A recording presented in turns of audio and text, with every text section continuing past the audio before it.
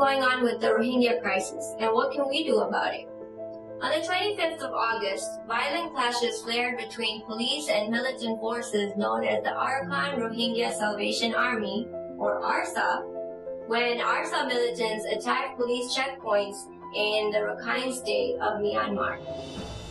This escalation of violence has led to the displacement of hundreds of thousands of people from the ethnic minority of Myanmar known as the Rohingya. The history of the Rohingya status as a stateless minority in Myanmar dates back decades to 1962, when Myanmar was under the rule of a military dictator, General Ne Win. The Rohingya were persecuted by the army and by extension the government, as fervent nationalism took hold of the country. Rohingya-owned businesses were transferred to the government. Frequent killings occurred as well as forced labor, indefinite detention, and torture at the hands of the Burmese security forces. In 1982, the Citizenship Act did not recognize the Rohingya as citizens of Myanmar. This lack of recognition as citizens is at the core of every evil that has befallen the world's largest stateless community. Even after 2011, when Myanmar transitioned to a democratic state, ending the rule of the military dictatorship and ushering in a new era under leader Aung San Suu Kyi, violence by Buddhist nationalists against the Rohingya continued.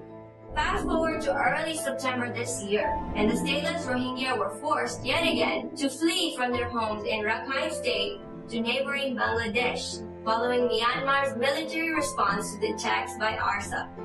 Many of us have seen these victims of the Burmese army describe their ordeal. Some of them have been raped, some of them have had their babies thrown into the fire, and so many incidents that I can't even properly talk about or actually even fathom.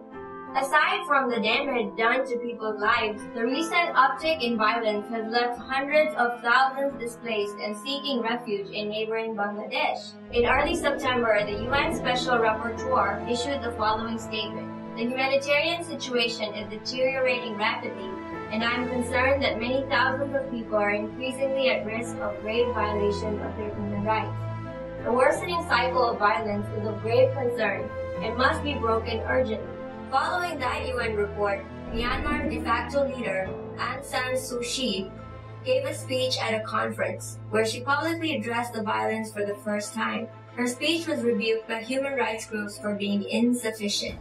Speaking with Al Jazeera, the UN Secretary General reaffirmed that there was a risk of ethnic cleansing against the Rohingya population and called for an end to the violence. Unfortunately for the people of Rohingya that have fled, their situation remains desperate. Under the Burmese constitution, command of its military does not lie with Aung San Suu Kyi, and therefore she is powerless to do anything to stop the military's campaign. At the core of the solution is for Myanmar to recognize the Rohingya as citizens and to give them a human right granted to almost every people, the right to belong, which means the right to earn, the rights to be educated, and rights to have access to the courts and the law.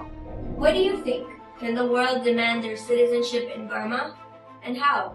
Let me know in the comments below, and thank you for watching and supporting ZainabRights. I'll see you next time. Justice, peace by peace.